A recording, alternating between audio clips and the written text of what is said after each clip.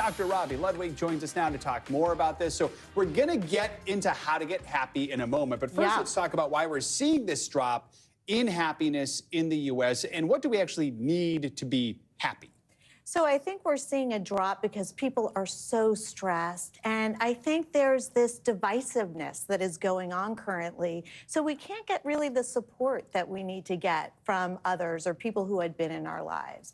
And what makes us happy? Really, it's relationships. Studies really show that our quality relationships impact our happiness.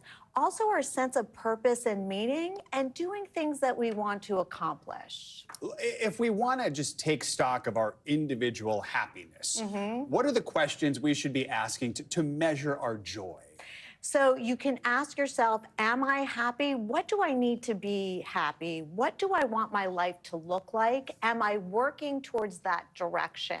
Another strategy is to write down things you're grateful for. And I know we hear this all the time, but it's a good brain hack.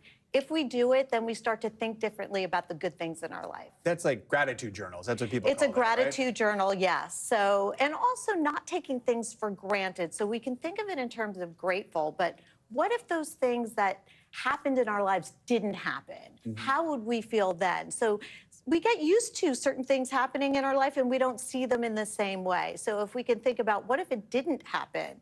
Where would our life be? And we can feel happy where we're at, or happier. We need to develop habits, I guess, right? What are some of the habits we can develop to try and improve our happiness? Here's a simple one, but a great one. Kindness. When you are kind to somebody else, it increases your dopamine and serotonin, so it reduces depression, and you see the positive reaction that you can have on others, and it creates a ripple effect.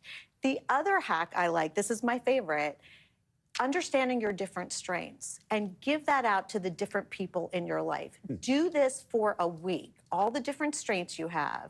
And studies show that this not only impacted people while they were doing it, but up to 6 months afterwards, they were feeling better about themselves and their lives. So here's the deal. We can't be happy all the time. We are bound to have some down moments. So how do we deal with those moments of sadness? It's really important to use those down moments and ask for information.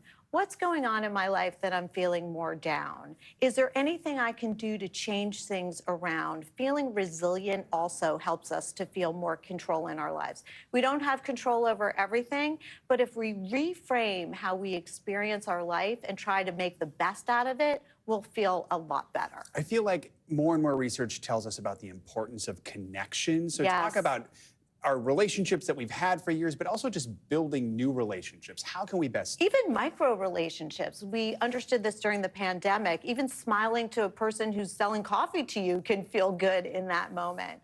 But really, it's important to have the different aspects of ourselves be noticed. And we can see that in our friendships and family.